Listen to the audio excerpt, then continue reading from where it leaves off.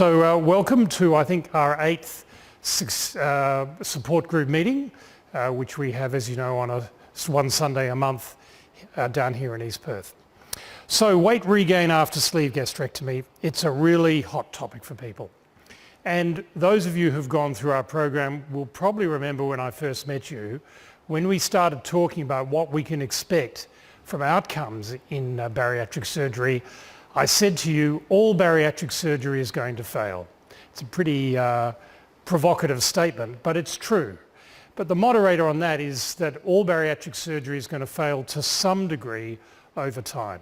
And it really doesn't matter what the operation is. And I think it's important to understand and accept and embrace that concept so that you don't end up disappointed down the track. And I guess it depends on what you mean by fail. So what we tend to see with the sleeve is that typically people reach a peak weight loss around their second year. And then they remain stable for a few years, and by their 5th year they have regained a small amount of that excess weight which they've lost, typically around 10 to 15% of the excess weight which they've lost. And we believe there's a number of determinants for that, of how much weight you originally lose and how much weight you may subsequently regain. There is the size of your sleeve, which is determined by the Bougie size, which we select beforehand. There is very importantly your starting BMI, because the bigger BMI, the heavier your weight at start off, the more weight in kilograms you lose, but because you've got further to go to your ideal, the smaller that percentage number looks. And then very importantly, there are the U factors. So that's how well you comply with your dietary choices afterwards, how well you comply with your exercise, and how well you comply with your follow-up. And we believe those U factors are what we have to concentrate on after surgery, and they probably account for a 10 to 15% variation in our outcome. And sleeve is not unique in doing this. Any bariatric surgery is going to do about the same thing. Now, this is the results of the Swedish obesity study, which is a really famous study in bariatric circles because it was so well conducted. And the unique thing about Sweden is that they have a universal healthcare system, and it is able to capture data on pretty much their entire population, private or public. And so they looked at 3 or 4 different operations: the traditional gastric bypass, a restrictive operation called vertical banded gastroplasty, and the adjustable gastric band, because that was just coming out at that stage. And they compared that to controls who were having the best non-operative therapy for their weight. And they were able to track them over 20 years, and they saw that they reached a peak weight loss at around 2 years, and then they regained a small amount of their lost weight. So band, bypass, sleeve, BPD, they all tend to do the same thing. So these are our data for sleeve gastrectomy. And when I started doing sleeves back in 2003, I used a particular Bougie size. That's a 50 French, about the diameter of my thumb. And I did about 100 of those. And then in 2006, I got a bit bolder and I dropped down to a 40 French, which is about the diameter of my index finger. And in 2010, I went completely crazy and dropped down to the 36 French. There are some surgeons who are going as low as 32 French, but I think they go looser onto the Bougie than I do. And with each drop in Bougie size, we've typically seen about a 10% better excess weight loss over time. And so now our standard Bougie for most people is the 36, but if your BMI is under 35, we may offer you a larger Bougie. I don't want you to get the impression that this is a big problem. It is not. So in the last 14 years, our unit has done over 1,700 sleeve gastrectomies.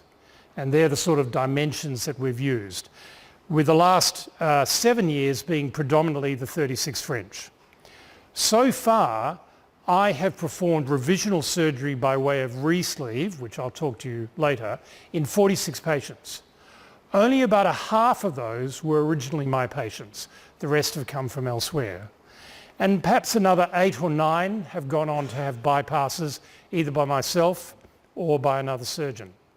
So if you think that there are 33 cases out of those original 1,700 sleeves that I've done have had to have revisional surgery for weight regain, it's a rate of only about 2%. So this is not really a big problem. So what do we mean by a failing sleeve? Well, it might be that originally they failed to lose the expected amount of weight, or they've regained weight, or they have intolerable side effects from their sleeve, principally related to reflux and vomiting. And I'll be concentrating mainly on regain of weight today. I have a concept that bariatric surgery is like a three-legged stool. You have the weight of the patient bearing down on that stool, trying to drive their body to regain their weight. Our weight is under the control of the deepest part of our brain, which is the hypothalamus. The hypothalamus controls our respiratory rate, it controls our heart rate, it controls our temperature, and it controls our body weight by a number of very robust mechanisms. It can sense what our peak weight used to be because it measures a hormone that fat cells produce called leptin. And it's always trying to get back to that peak level of leptin once you've achieved it, because that's what it thinks is the new norm. And it requires very powerful surgery to overcome that drive. And if you think you can beat a battle with your hypothalamus, just try and hold your breath for 3 minutes and see who wins that one. So that three-legged stool that we need to make the surgery work has one leg which is the right surgery. That is the right design of the operation, the right size of the operation. And then it's the right patient behaviour, the choices they make afterwards. And then it's the follow-up. And if any of those three legs is weak, the whole stool is going to collapse. And that's what I typically find when I see a patient down the track who has regained a significant amount of weight. There are usually components of all three that we need attention to. So I never blame a patient when they've regained their weight, okay? The only thing I get a little upset is that they don't come back earlier when it's not a big problem. If they came back earlier, it would be a smaller problem. And these are some of the common elements that we see in patients who are struggling or who are regaining a lot of weight. And we'll go into these in a little more detail later on. So there's things like snacking and grazing, making the wrong food choices, and the typical culprits are alcohol and white coffees and sweets, poor follow-up and not exercising. But the one physical attribute that as a surgeon I'm responsible for, and I'm responsible for fixing if it's wrong, is increased gastric capacity. And we've been interested in gastric capacity for some time. And we've got, as you know, the rice cream test. So we get you at 3 months and 6 months and 12 months and 18 months and 2 years to sit with a dietitian, eat some rice cream, and we measure the volume that you're able to eat. So we have a pretty good idea of what a typical volume should be at any particular time frame. And we've also been able to observe the thresholds at which that volume translates into frequent weight regain. So for the 3 different Bougie sizes, not surprisingly, the 50 French have achieved the highest maximum tolerated volume. That's the volume where you can't feel that you can eat any more. The 40 Frenches are down here, and the 36 Frenches are down here. So you see a roughly doubling of eating capacity over 1 to 2 years, and then it tends to stabilise out. Very typically, when the gastric volume exceeds about 300 to 400 mils, we start to see weight regain. And we're not seeing that very frequently in the 36 Frenches now, because they've started off with a very small volume. We've seen it much more frequently in the 50 Frenches, or patients from other units where they've just left too much stomach at the top or the bottom end. And it's a little bit like one of those long, thin party balloons, you know what I'm talking about, when you start blowing one of those up, at first it's really hard to blow the balloon up. But as the balloon starts to expand, it becomes easier and easier to blow it up because the wall tension diminishes as the diameter increases. So the same thing for the gastric sleeve. The smaller the sleeve to begin with, the harder it is for it to descend. And if you start off with a big sleeve to begin with, it will tend to distend more.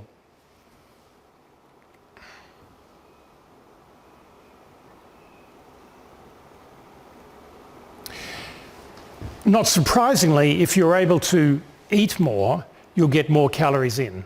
And I just want to explain a little bit about what I call the caloric imperative.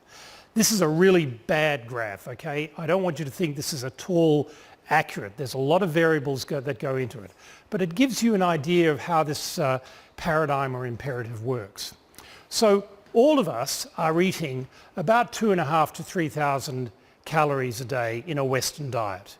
And for most of us, we remain fairly stable with some slow regain over time. You need to drop your caloric intake below about 1,000 calories a day consistently if you want to lose weight. On any particular day, you can drop it down to 1,500 or raise it up to 3,500 and your weight will not change.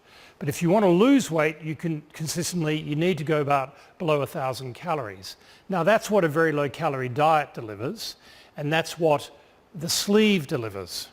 And so after sleeve, you're probably only eating about 600 to 800 calories a day, and you lose weight at a tremendous rate. At some point down the track, your caloric intake, because your gastric capacity has increased steadily, will get to that threshold of above 1,000, and somewhere between 1,000 and maybe 1,400 is a weight maintenance zone. So your weight will remain fairly steady. But if you go above about 1,400 calories, you will start to regain weight. Now, it varies for individuals. So men tend to have a higher metabolic rate. Younger people tend to have a higher metabolic rate, so they can tolerate more calories.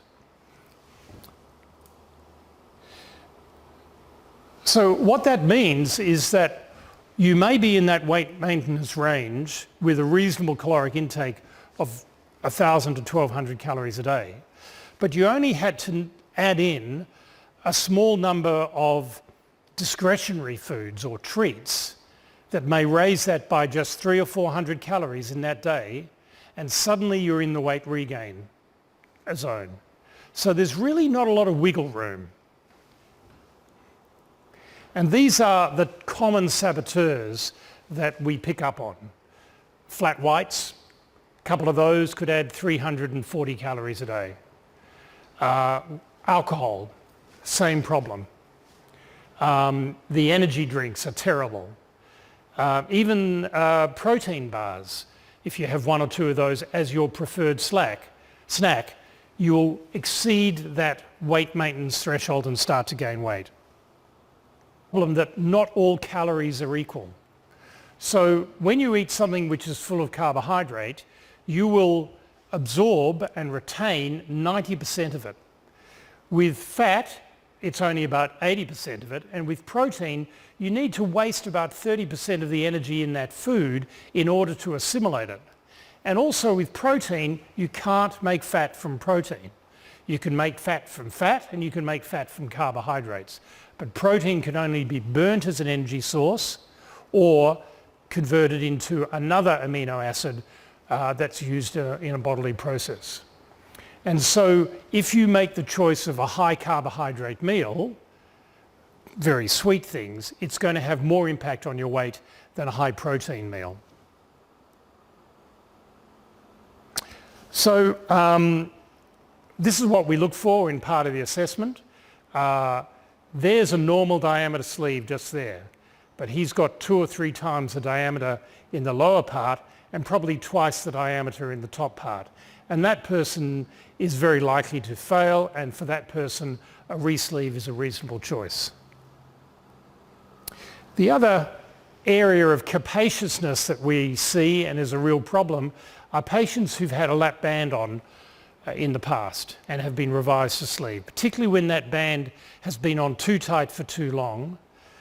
And what happens is that their esophagus above the band responds to the back pressure and it expands and dilates, and it may not regain its tone, and the esophagus begins to accommodate and tolerate food. And so that becomes like a second stomach for them. And even though the sleeve is of a nice shape and a nice volume, they're holding on to their food up here, and that's why they can eat more.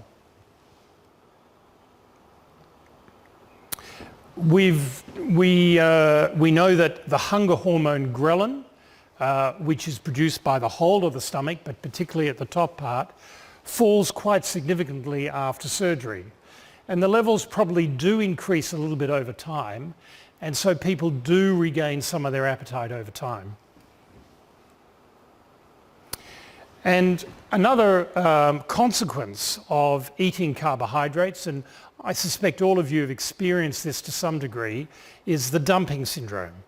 And so what happens is that if you eat something high in carbohydrate, milkshakes, ice cream, iced coffees, those high carbs hit the small bowel in a rush. The small bowel doesn't like that. It needs to draw water in to dilute everything out. Your blood sugar spikes very high, but then typically it falls quite low and you start to feel hungry again. And you can get into this hypoglycaemia circle where you wake in the morning, you're feeling ravenously hungry because your blood sugar's low. If you choose something that's high carb, it will transiently push your blood sugar up, but then you get a rebound low blood sugar and you feel ravenously hungry again, so you reach for a snack. And that vicious circle just keeps on going. The way to interrupt that circle is not to grab a chocolate bar, but to grab something which is good quality protein or low GI.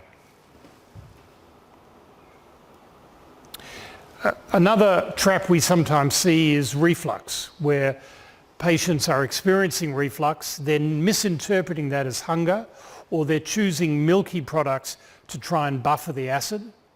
And that works, but then they get acidity again, so they take some more of the milk and they get weight regain. And the solution there is to use a drug to buffer the acid and reduce the acid, or in very severe cases we look at doing surgery on their hiatus.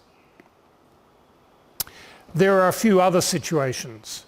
Antidepressants, especially one drug called mirtazapine or Avanza, a very effective antidepressant, and increasingly the GPs are turning to this drug, but it does have a bad reputation in stimulating acid and craving for sugary foods, and typically anyone going on to Avanza puts on 10 to 15 kilograms. So that's a sleeve killer, and we work with the GPs to try and come up with an alternative. If a patient has to go on to prednisolone for an autoimmune condition, they will put on weight. And pregnancy, particularly in the first year, there is nothing like pregnancy to reduce weight loss. And so we ask people not to fall pregnant in the first year, and if they do fall pregnant, fantastic. Let's work with you on a regular basis to keep a lid on your weight. So if someone comes back with weight regain, how do we work them up? You'll see me or one of the assessors. You're going to spend some time with the dietitian, and typically we will do a rice cream test then, and we will sort of try and unpack your eating style and your eating choices. I may organise a barium meal to have a look at the shape of your sleeve, and I may need to do an endoscopy.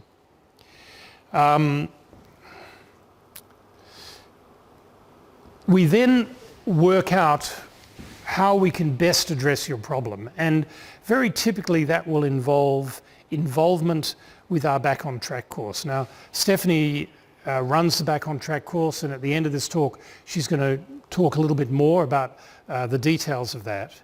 But basically it's based on Colleen Cook, who's an American bariatric patient that helped develop the Success Habits framework that you would have been involved with. And it's aimed at identifying and replacing sabotaging behaviour and reintroducing a better diet and exercise principles. And it's a mandatory component of moving forward with any possible surgery. We hope that it is all that you're going to need. If it is not, it provides a very good foundation that we can build on once you've had the surgery, so you're not repeating the same mistakes that have got you there in the first place.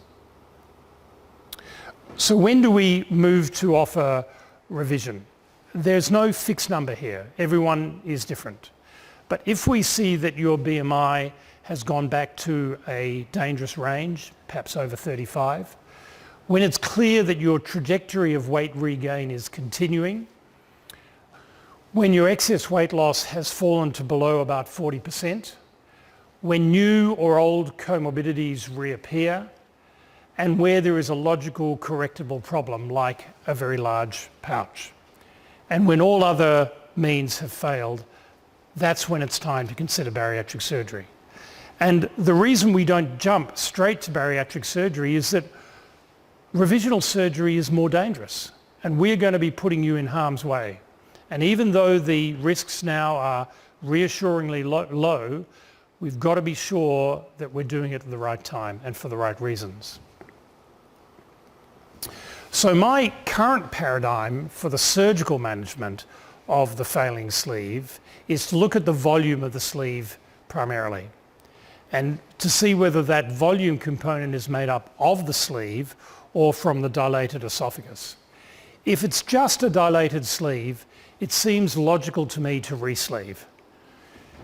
And that's measured by the gastric capacity and what we see on the barium meal.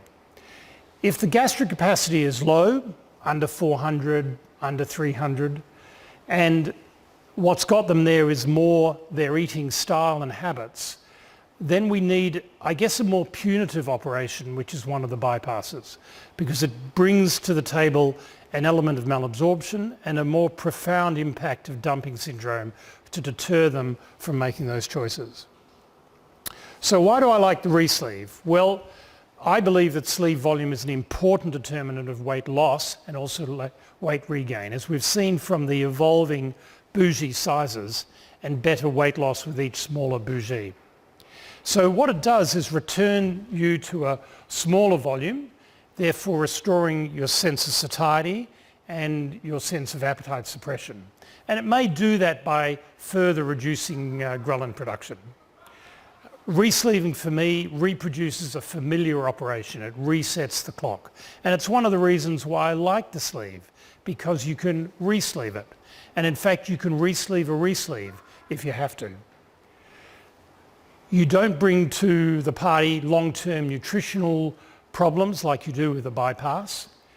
And if the re-sleeve were to fail, you still have a full arsenal of revision operations. So I've done, I think now, about 40 re-sleeves. This is old data.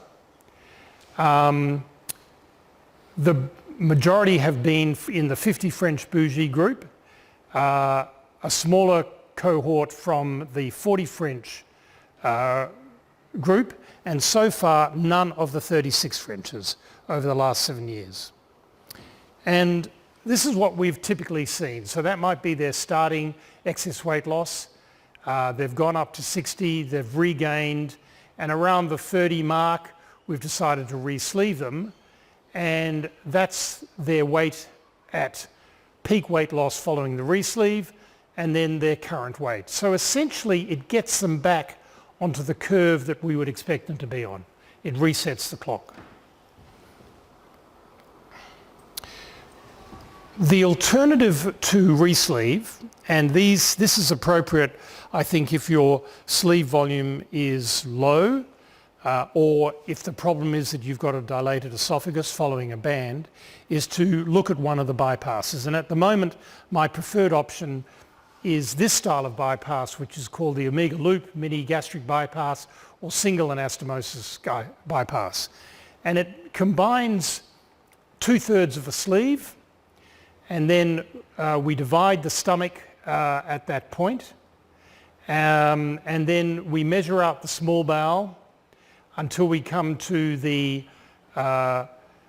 DJ flexure, and we measure out 200 centimetres from that, and we bring it up to the end of your proximal sleeved stomach and join it to the small bowel. Now, what that does is the stomach empties very rapidly into the small bowel, and there's something about delivering undigested food to this level of the gut that very rapidly switches off your hunger. There are what's called intestinal brake hormones involved. And so patients after an Omega loop find that they start to feel full and not hungry very soon after they eat. Also, they will get a very profound dumping syndrome if they make the wrong food choices. So I think this is a good revision option for the non-dilated sleeve or the dilated esophagus. And also it has a very profound impact on type 2 diabetics. So my top tips: stay engaged and return for follow-up. That's what we're here for. Eat like a carnivore, always eat your meat over your carbohydrates. Exercise like a cave person. So get out there and lift something and chase something, and that will raise your metabolic rate, which is a whole lecture in itself. And pay attention to the small stuff, because when you reach that zone of weight regain, weight maintenance, there's not a lot of wiggle room. And what may just be the occasional treat that then becomes an everyday occurrence can make all the difference. So I'm a revision from a band, from a different surgeon, and I think, I can't remember what Bougie I had, about 6 years ago, and I've probably regained about 15 kilos in the last 6 years. And so I'm slowly creeping up. And so with looking at that, I've been embarrassed to come in because I've put on so much weight and I feel like I've failed. And so this is quite confronting for me. Are you saying that perhaps if I come back, do a whole reworkup and just reassess, start again, I might be able to get back on track again with where I'm hoping to be one day? Yeah, I absolutely believe that. Now, I think we have to evaluate what our goals are going to be. And you have to go through the evaluation process to see what element is causing the regain. Why is it more than the sort of programmed expected regain that we would see? When I hear that someone's had a band before, I'm always worried that it's their esophagus which is the culprit and that your eating capacity is greater because of that. It may be that some bad habits have crept in, and we would assess for all of those. It doesn't mean that we've got to jump straight to surgery, okay? And I would not consider you necessarily a failure. I mean, you're doing what this surgery is expected to do, and you shouldn't be hard on yourself, and you should not come back. And the earlier you come back, the easier it is for us to offer you a solution. That's good. So I should just make an appointment, really. You're always welcome. Right. So I've learnt, Leon, in 3 years that since I've had my surgery, that weight gain fluctuates up and down. Now, I mean, I've blamed my job in the past, but it's not my job, it's me from what I choose to eat. What is the normal fluctuation rate? It's very common for weight to fluctuate around the 5 kilogram mark, and it reflects the fact that you're on that border zone, aren't you, between weight stability and weight regain. And so, you know, it only takes 200 or 300 extra calories consistently over a few days to start gaining up, and then you may rein that in and it drops down again. And that's not a problem. And even though we've seen people go from, you know, a typical BMI, average BMI of 44, and they've lost their 85% excess weight loss, and now they're back down to 70% excess weight loss. When you look at the new BMI in that cohort, it's still below 30. And that's a very healthy range. So we don't necessarily jump in and operate on that person because they've regained 15% of their excess weight when their BMI is 30.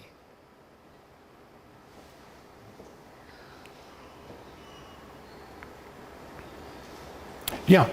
I've always had a very bad diet.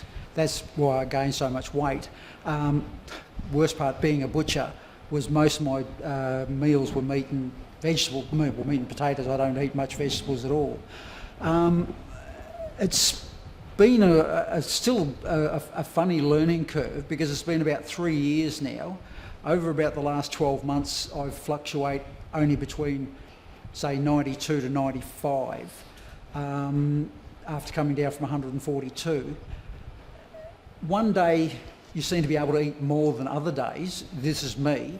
I seem to have snuck back into my bad habits, but one day your bad habit doesn't seem to be as bad as the next day, and I can turn around 2 kilos in 3 or 4 days. I can either go up on one day when I weigh myself, and then 2 days later I can have more like a big day where I've eaten a fair bit more than I usually eat, and I seem to have lost weight. So luckily for me, I don't have to join a gym like some people, because I have quite a physical job.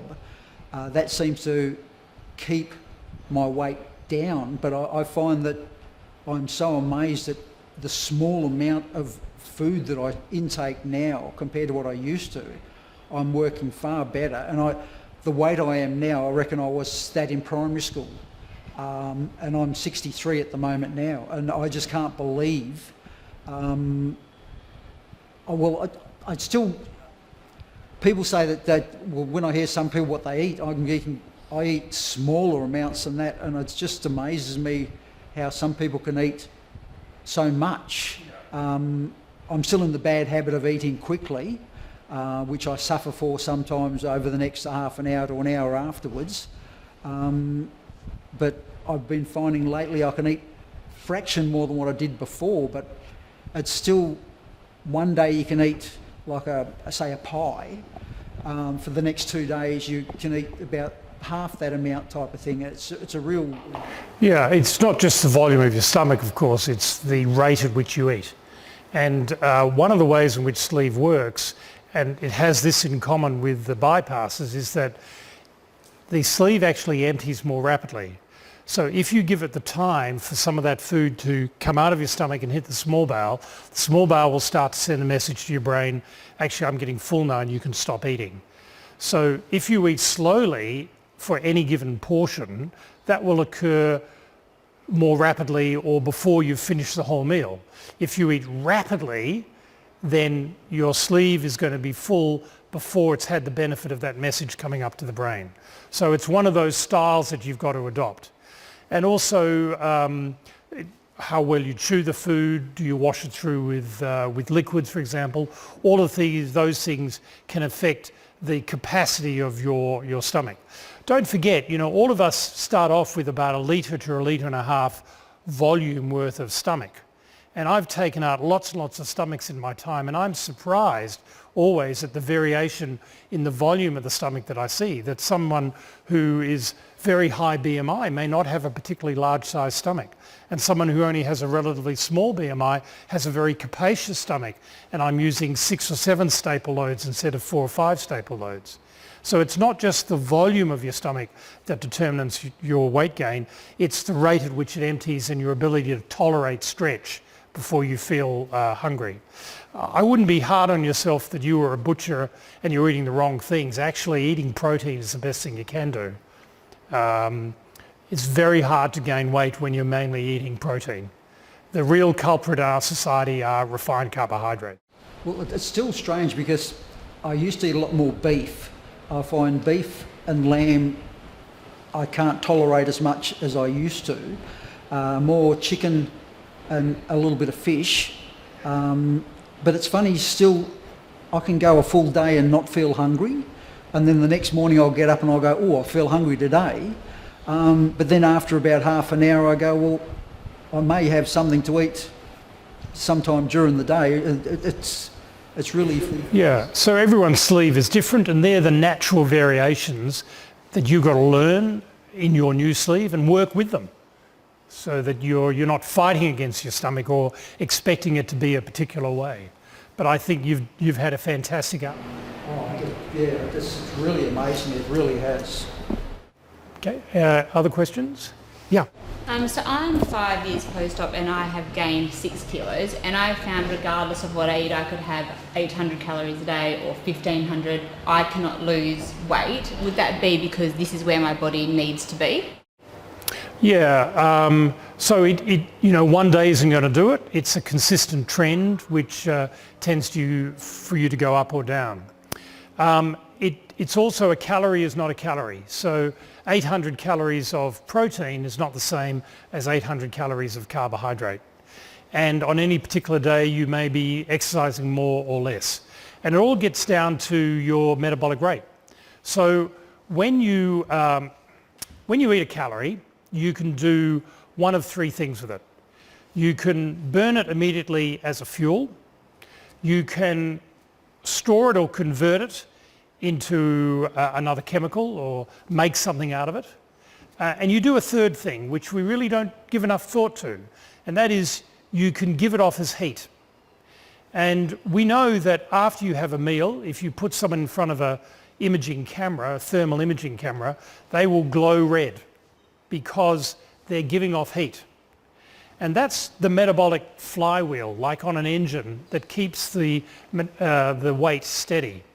And the idea is that when you're getting enough calories or when you're eating more calories, your body responds by increasing its metabolic rate and by increasing the proportion of the food that is given off as heat. When you're in a situation of starvation, the body slows down the metabolic rate and reduces the proportion of food that we waste as heat. And you'll see someone who's starving, they're listless, they're tired, they want to lie down. That mechanism is abnormal in the morbidly obese. So as their caloric intake goes up, they don't tend to raise their metabolic rate as much.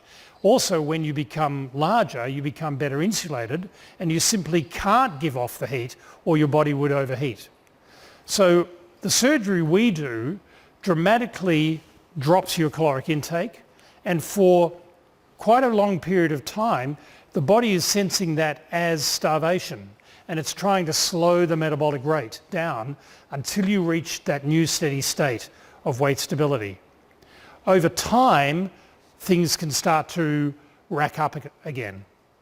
And the one thing that we encourage which will counteract that fall in metabolic rate is exercise. And it's not just the calories you burn as you're exercising, it's the afterburn effect, that when you build muscle, you raise your metabolic rate. So you're essentially burning more calories while you're sleeping. And that's why exercise is such an important part of maximising your weight loss. Exercise by itself is not a good vehicle for weight loss. You tend to get hungry and you eat more. But when you combine it with caloric restriction, then you see a magnified effect.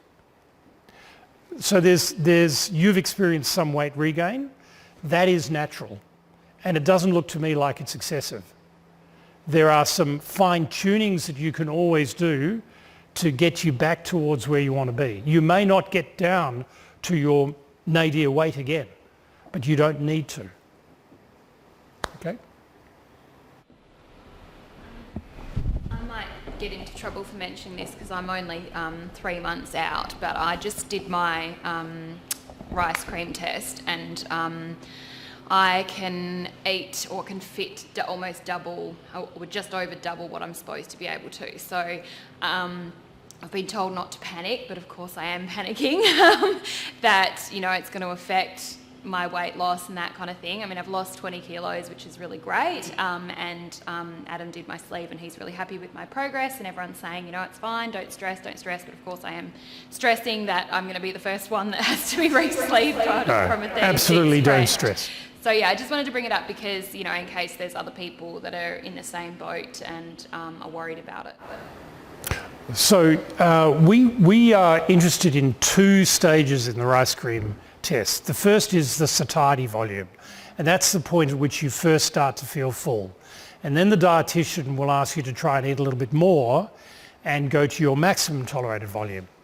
Interestingly, we find some people where there's a very distinct difference, a gap between the two, and then there's other people where the 2 volumes are very similar, like it's just like one mouthful more. And we do have a sense that if you're in that group, you are able to eat more than you should. And we would encourage you to try and recognise your early satiety volume and eat to that volume. And then don't be compelled to come back to the food. Throw the food away. Next time, set a smaller plate. You know, it's drummed into us, finish your plate. It's a bad strategy.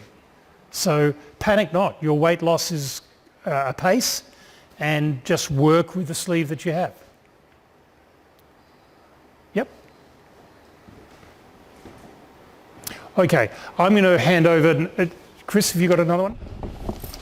I'm just talking about the dilated esophagus. Can you tell us with the patients what we feel when that happens? Because I'm not sure if what I feel is that, but as you were talking about that extra bite that we all want to have, that it may be something to do with that. Can you tell us a bit more? I don't think you can be aware of when your esophagus is dilated. It just means that you can eat more and the food sits there and you're not really aware of it. We see that though on a barium meal. Sometimes we'll soak bits of marshmallow in barium and get people to eat it, and we can see a raft of the barium sitting there in the esophagus and they're not aware of it, and slowly it trickles through. So you won't feel that you've got a dilated esophagus. We see it on the barium, and that's a concern for us if someone's previously had a band. Now, I don't know if there is an answer to that problem yet. Even with the bypasses, they may not provide the solution, particularly bypasses like the traditional Roux-en-Y gastric bypass that relies on a small pouch and a narrowed outlet. If you've got a dilated esophagus above that, then you're going to be eating more than that pouch is meant to hold. And so the traditional Roux-en-Y gastric bypass I don't think will work very well, which is why I prefer the concept of the Omega loop, where the outlet is not constrained and it relies more on the stomach acting as a conduit to bring the food rapidly into the small bowel. But the Omega loop has only been out there for about 5 years. Just not enough data to say whether it's a superior operation than the sleeve for the failed band. So I'm keeping a close eye on that space. Okay, so the Back on Track course that we run is based on the Bariatric Support Centre's International Back on Track course. And I say based on because we have adapted it to best suit our patients' needs. It is designed for, as Leon has already said, for patients that are struggling to maintain their weight loss or have regained a significant amount of weight since surgery. Or also as a precursor or prerequisite, I should say, to having further bariatric surgery. So it is a series of 4 sessions with myself, 2 with the dietitian, and now that we have the psych on board in our team as well, that may be an extra bonus if we feel it is beneficial to you. The aims of the Back on Track program are really to identify any behaviours that may be sabotaging your weight loss. And while we find that most people are fairly aware of some of these ideas, not many have actually thought about their behaviours that actually lie behind them. So that might be stress, that might be lack of sleep, lack of exercise, and that type of thing. So we use what we call the exchanging habits process to work through all of those habits. And there is a process to it. We're identifying them, then we're working out what benefits are you actually getting from those habits, because you clearly are getting something if you're continuing to repeat those. We will then look at the negatives of the habits as well, and then we will brainstorm how you can either overcome these or make up some newer habits to exchange them, some healthier long-term habits. A big part of the course is also about revisiting the maintenance guidelines that we would have explained to, in fact, all of you guys here today in the Success Habits program. But for a lot of our patients that at the moment are having a re-sleeve or gone on to have a loop, as Leon said, if they've had the 50 sleeve, A lot of those guidelines have changed in the past 10 years, and a lot of patients, if they didn't go through us to begin with, have had their surgery elsewhere, and I find a lot of them are just not aware of the expected guidelines. For example, not drinking along with your meals. So we do spend quite a lot of time on that. Goal setting is another very important factor. So while we will have your long-term goals, we have to also make short-term goals that you can achieve along the way just to get you there.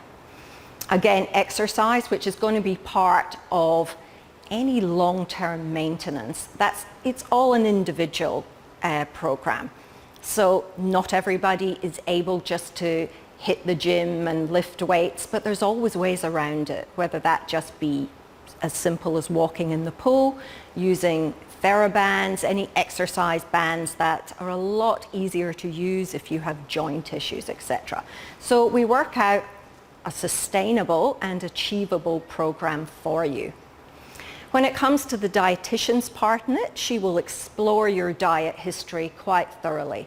And again, your breakdown of your meals. So like Leon was saying, while all calories are not created equal, also the satiety of your meals. If you've got far too much carb in your meal, not enough fat, not enough protein, you're going to get hungrier a lot quicker. And a lot of the times what I'm seeing is that people don't have a great eating pattern throughout the day. So if they come home from work, they haven't had enough protein at lunch, some healthy fats, then it's straight into snacking all the way till dinner, possibly not eating enough dinner, and then the process carries through the evening as well. So like I said, the psychologist that we now have on board as well, she can take that slightly further if people have had a history of psychological issues, possibly eating disorders that have maybe crept back in. So she will look at that part as well. These sessions span over a course of, I will say, approximately 6 weeks. I like to see people, say 2 weeks, and then every week thereafter. You have 4 sessions with myself, 2 with the dietitian, and while not all of our patients are going to be in the metropolitan area, it is possible to set up Skype or FaceTime sessions, and at worst by phone if that's the case. So we don't want to exclude anyone there. The expected outcome of Back on Track is not so much that you are going to be dropping an amazing amount of kilos in 6 weeks, but it is to reset your behaviours so that in turn will kickstart further weight loss. Or if you are going on to have further surgery, that you are well prepared to cope with those changes that are necessary so that you achieve, maximum benefit from the surgery. Okay, so that is it in a nutshell, really. Does anyone have any questions about the actual program? To get onto it, Steph, how do you... So we would expect that first you would see Leon. So it's not really a standalone course. So like Leon was saying, you would have an assessment with him, and then he will possibly do a barium as well. And then you will see the dietitian at that appointment too, just so that she can do a rice cream test so that we gauge the expected gastric volume. And then from there, Leon would refer you to me to the Back on Track course. Okay. Excuse me, could you please repeat that question again? I was asking the process to getting onto the Back on Track if you thought you needed to. Anyone else got any further questions? Well, I'm going to come and stand next to Steph and share her microphone. So, one more question? Yeah, go ahead. Sorry, I was just thinking, how often is that just something that you set up at any time, or are they running like at specific, intervals? Or? I do it on an individual basis. So you will have roughly a 45-minute session with me. I don't like to do it in a group because I find, it's a very it can often be an emotional issue, you know, behind the weight regain, and I don't really feel that anyone wishes to share that in a group. So I find the outcomes are better if we do this as a one-on-one session. And also it's simply not been a big enough problem for it to be worthwhile to design it as a group class. I know in America, Colleen Cook, who's designed the program, she does offer that as a group class, but she encompasses a much larger bariatric community, so then it's become worthwhile. But I do like Stephanie's model and of privacy and of tailor-making the course. So if you do the Back on Track course and you don't start to see the results you were hoping for, then how long until we start to think about the next stage? Yeah, look, it might be within a few weeks.